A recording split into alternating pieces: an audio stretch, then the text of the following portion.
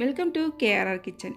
இன்னிலேருந்து நம்ம சேனலில் மினி விலாக் ஷேர் பண்ணலான்னு இருக்கேன். இந்த மினி விலாகில் பார்த்திங்கன்னா நம்ம வீட்டில் என்ன பிரேக்ஃபாஸ்ட் செய்கிறோம், லஞ்ச் என்ன செய்கிறோம், அப்புறம் பார்த்திங்கன்னா டெய்லி என்னோடய ரொட்டீன்ஸு எல்லாத்தையும் உங்கள் கூட ஷேர் பண்ணலான்னு இருக்கேன். தொடர்ந்து எனக்கு சப்போர்ட் பண்ணுங்கள்.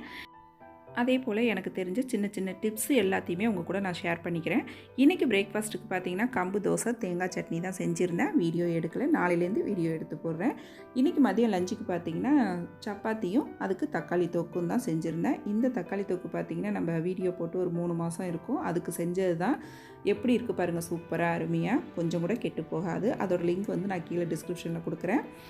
அப்புறம் பார்த்திங்கன்னா இன்றைக்கி லஞ்சுக்கு கேரட் சாதம் காலையில் என் சின்ன பொண்ணுக்காக செஞ்சேன். அதில் கொஞ்சம் மீதமாகிடுச்சு. கூடவே அதுக்கு சைடிஷ் பார்த்திங்கன்னா பலாக்கொட்டை வறுவல் தான் செஞ்சு கொடுத்துருந்தேன். அது இருந்ததுனால மதியம் வேறு எதுவும் எங்களுக்கு செய்ய வேணாம் அப்படின்னு சொல்லிட்டு சப்பாத்தியும் தக்காளி தொக்கும் வச்சுக்குவோம் அப்படின்னு சொல்லிட்டு ரெடி பண்ணியிருந்தேன்.